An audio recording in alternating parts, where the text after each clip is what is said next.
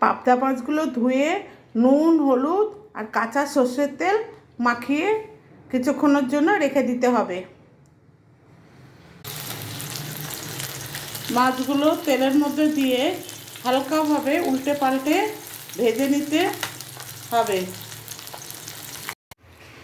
মাছগুলো এইভাবে ভেজে আলাদা করে নিতে হবে। 1 টেবিল স্পুন পোস্ত আর হাফ টিস্পুন সর্ষে আর 2টো কাঁচা লঙ্কা দিয়ে এগুলোকে একসাথে পেস্ট করে নিতে হবে। আর 2 কোয়া রসুন, এটা অপশনাল, দিতেও পারেন নাও দিতে পারেন। এবার কড়াইতে একটু কালো জিরে দিয়ে দিতে হবে। কালো জিরেটা 10 সেকেন্ড ভাজা হয়ে গেলে এবং আগে থেকে পেস্ট করা সর্ষে পোস্ত বাটাটা কড়াইতে ঢেলে দিতে হবে।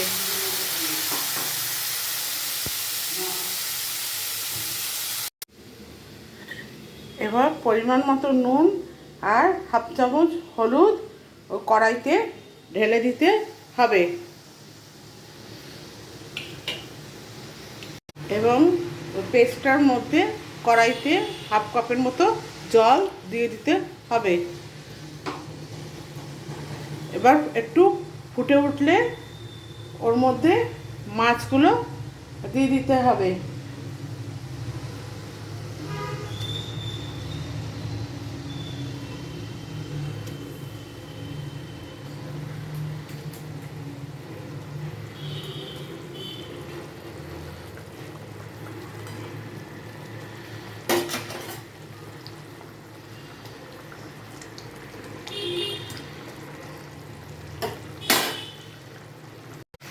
এবং ফ্লেমটাকে কমিয়ে দিয়ে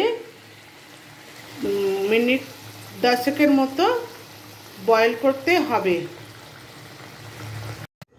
মিনিট 10 পর পাবদা মাছগুলো সিদ্ধ হয়ে গেলে তার একটা পাত্রে ঢেলে তার উপর থেকে একটু সরষের তেল ছড়িয়ে দিতে হবে 1 চামচের মতো, যাতে এটা স্বাদটা ভালো হয়।